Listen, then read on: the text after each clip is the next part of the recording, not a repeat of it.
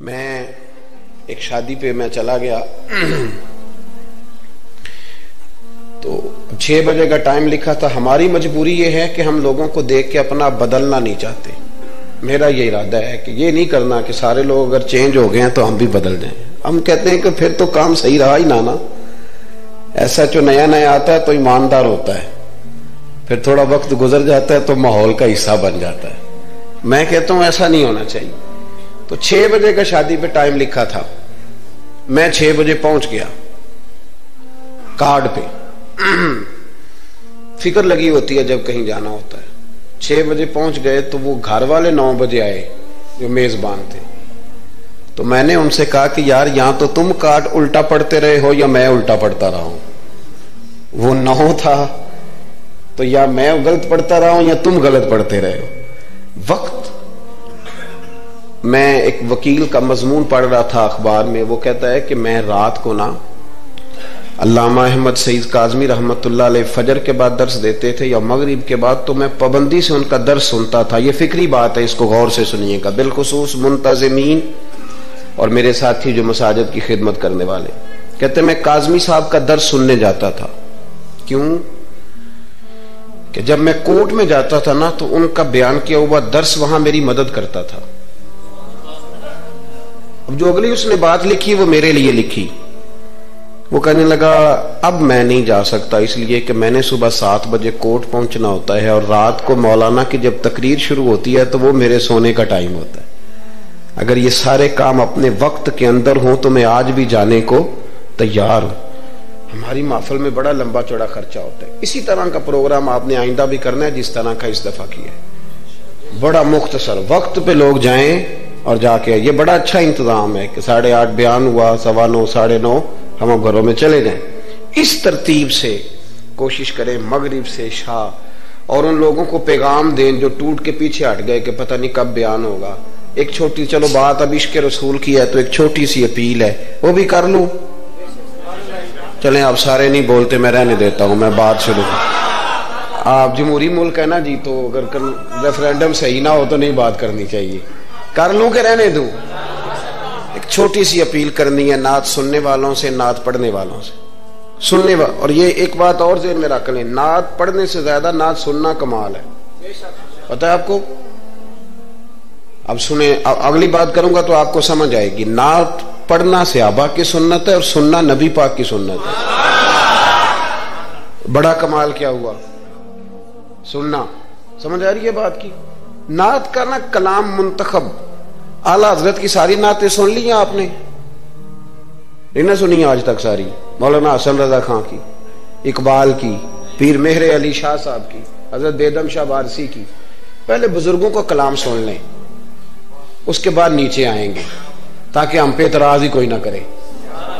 یہ نعت خانوں سے بھی اپیل کریں, خود بھی ذوق بنائیں, یہ تھوڑا سا نکلیں. بعض کلام ایسے ہیں کہ مطلب وہ نہیں, طبیعت نہیں مانتی داد دینے کو, دل نہیں مانتا, وہ محسوس ہوتا ہے کہ یہ بات درست. میری بات کی سمجھ آ رہی ہے؟ میں گجرات میں تھا تو ایک نعت خواں مجھے کہنے لگا حضرت صاحب آج میں تمہیں نواں کلام سنانا ہے. میں کہ میرے نہ نیکی کری, مینوں کو پرانا ہی سنائی. جڑے نویں کلام میں نا اور بڑی اچھی آواز ہے. ابھی جو دونوں حضرات نے نعت پڑھی بڑی خوبصورت آوازیں تھیں. بس آپ نے اور میں نے مل کے, یہ سارے ہمارے اپنے لوگ ہیں, کاٹنا نہیں لوگوں کو, بس جہاں غلطیاں ہیں ان کو صحیح کر لینا ہے, کاٹنا نہیں. ہم حضرات نے سب نے مل کے ان محافل کے ماحول کو اتنا ستھرا بنا دینا ہے کہ ہمارا ایک جلسہ نہ ہو بلکہ بڑا زبردست سیمینار بن جائے اور بڑے سارے لوگوں کی اس میں اصلاح ہو. اللہ ہمیں سمجھنے کی توفیق عطا فرمائے. محبت رسول کیوں اتنی ضروری ہے صلی اللہ علیہ وسلم؟ آپ لوگوں نے عشق رسول کانفرنس نام رکھا ہے اس خوبصورت اجتماع کا. قرآن پاک نے ہمارا نبی پاک علیہ السلام کے ساتھ جو رشتہ بیان کیا ہے وہ رشتہ بڑا خوب ہے. کہا ان نبی اولا بالمؤمنین من انفسہم, فرمایا یہ نبی مومنوں کے جانوں سے بھی زیادہ قریب ہے.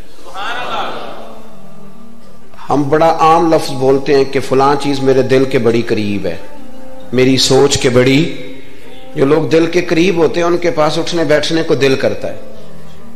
تو اللہ کریم نے قرآن پاک میں فرمایا کہ یہ پیغمبر صلی اللہ علیہ وسلم تمہاری جانوں سے بھی تمہارے قریب ہے، اور حضور نے وضاحت کر دی، نبی پاک نے وضاحت کر دی. حضور نے فرمایا لا یؤمن احدکم حتی اکون احب الیہ من والدہ وولدہ والناس اجمعین، او کما قال نبی صلی اللہ علیہ وسلم. فرمایا تم میں سے کوئی اتنی دیر تک مومن ہو ہی نہیں سکتا جب تک ہر چیز سے بڑھ کر مجھ سے پیار نہ کرے. ایک مثال دے لوں، بات آسان ہو جائے گی. جس گھر کے اندر پیسہ بے شمار ہو، دولت بے شمار ہو، مکان ایک نہیں چار ہو، اور دنیا کی ساری آسانیاں گھر میں موجود ہوں، سارے دوست میری بات پہ توجہ کرنا، ہر شے ہو، بینک بیلنس بھی ٹھیک ٹھاک ہو، بچوں کا فیوچر سیف ہو، لیکن گھر کے اندر میاں بیوی کی صلح نہ ہو. بچے کہتے ہیں گھر میں ہر چیز ہے پر امی اور ابا کا جھگڑا ہر وقت جاری رہتا ہے، وہ گھر صحیح چلتا ہے؟ آپ نے بولنا اس لیے نہیں کہ یہ باتیں لوگ، یہ گھر کے اندر کی باتیں ہیں نا. حالانکہ پاکستان کا تجزیہ یہ ہے کہ 95% میاں بیوی کے حالات ٹھیک نہیں پاکستان میں، یہ سرکاری اعداد و شمار ہے. 95% گھروں میں اختلاف رائے. یہ بات ذہن میں بٹھا لیں کہ میاں بیوی کا اگر اتفاق نہیں نہ ہوتا تو وہ کہیں کہ گھر میں کوئی بھی خوشی رہے گی تو یہ ممکن ہی نہیں، یہ سوال ہی نہیں پیدا ہوتا. 6 بچے ہوتے ہیں اور شادی کو 24 سال گزر جاتے ہیں پھر بھی طلاق ہو جاتی ہے. اس لیے کہ میاں بیوی کے لیے سب سے ضروری چیز آپس کی محبت ہے. اور یار کیا خوبصورت انداز ہے میرے رسول پاک علیہ السلام کا. جتنی شاندار طبیعت حضور نے مولا علی شیر خدا کی تھی اتنی کوئی کر سکتا ہے؟ اور جتنی اعلیٰ ترین تربیت اور حسن سیدہ فاطمہ کو اللہ نے دیا کسی اور کو مل سکتا ہے؟ لیکن میرے نبی پاک علیہ السلام نے ان کی شادی کے بعد ان کو اکٹھے بٹھا کے ان کے سر آپس میں جوڑ کے ہاتھ اٹھا کے دعا کی تھی کہ اے اللہ ان کے درمیان محبت پیدا فرما دے. میاں بیوی کے درمیان جو سب سے اہم چیز ہے وہ محبت ہے. بچے کہتے ہیں ہم کدھر جائیں، ابا کی سنیں کہ اماں کی سنیں؟ اور اکثر گھروں میں بچوں کی تربیت رک جاتی ہے اس لیے کہ میاں بیوی کا سلوک نہیں ہوتا، تباہی اتر جاتی. گھر کے اندر ہر شے ہے پر ان کا پیار نہیں. پتہ یہ چلا کہ گھر میں محبت نہ ہو تو گھر نہیں چلتا. اگر محبت کے بغیر ایک گھر نہیں چل سکتا تو محبت مصطفیٰ کے بغیر دین کیسے چلے گا؟ گھر نہیں چلتا میرے بھائی، ٹوٹ جاتا ہے، بکھر جاتا ہے.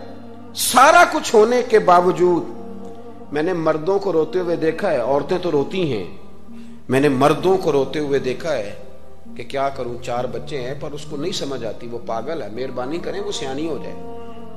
میں بچوں کے لیے پریشان ہوں، کدھر کیا کروں؟ یعنی عورت اگر وفادار اور پیار کرنے والی نہ ہو تو مرد کو آنسو نکل آتے ہیں کہ یہ سیانی ہوتی تو میرا گھر بن جاتا. او بھائیو، پیار بڑا ہی ضروری ہے، یہ محبت بڑی ضروری ہے، اس کے بغیر نہیں نظام چلتا. محبت ہو جاتی ہے نا. چلیں ایک واقعہ سناتا ہوں آپ کو، بات زیادہ مضبوط ہو جائے گی. داتا گانج بخش علی حجویری داتا صاحب نے لکھا ہے، یہ آج کل کا جو جدید نوجوان طبقہ ہے وہ ذرا بات جلدی سمجھ جائے گا.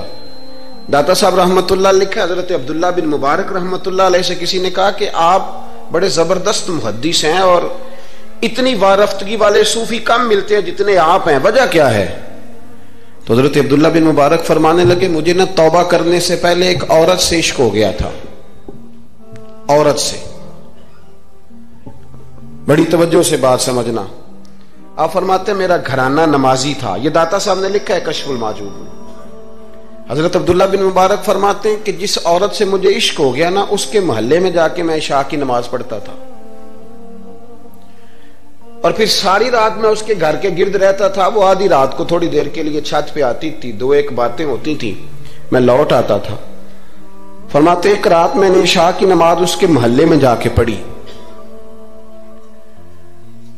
قاری صاحب نے نا کچھ آیات لمبی پڑھا دی تو مجھے غصہ آیا. کہہ دیتے نا لوگ مولویوں نے کام کو نہیں، سانو تے اور بھی ہیں. تو کہتے ہیں کہ نماز لمبی پڑھا دی تو مجھے غصہ آیا کہ جلدی پڑھاؤ. فرماتے ہیں نماز وہاں پڑھی، سخت سردی تھی، رات لمبی تھی. میں اس کے گھر کے گرد جا کے نا تو منڈلانے لگا، کیونکہ مجھے اس سے محبت تھی۔ فرماتے ہیں کہ 1 گھنٹہ 2 گھنٹے 4 گھنٹے 5 گھنٹے حتیٰ کہ سحری کا وقت ہو گیا اور پھوٹنے لگی، تو وہ نا بھاگتی بھاگتی چھت پہ آئی اور کہنے لگی کہ گھر میں رش بڑا ہے، مہمان زیادہ ہیں، آج بات نہیں ہو سکے گی۔ کہتے یہ لفظ کہتے وہ نیچے اتر گئی۔ جب میں وہاں سے واپس نکلا تو فجر کی اذان شروع ہو گئی تھی۔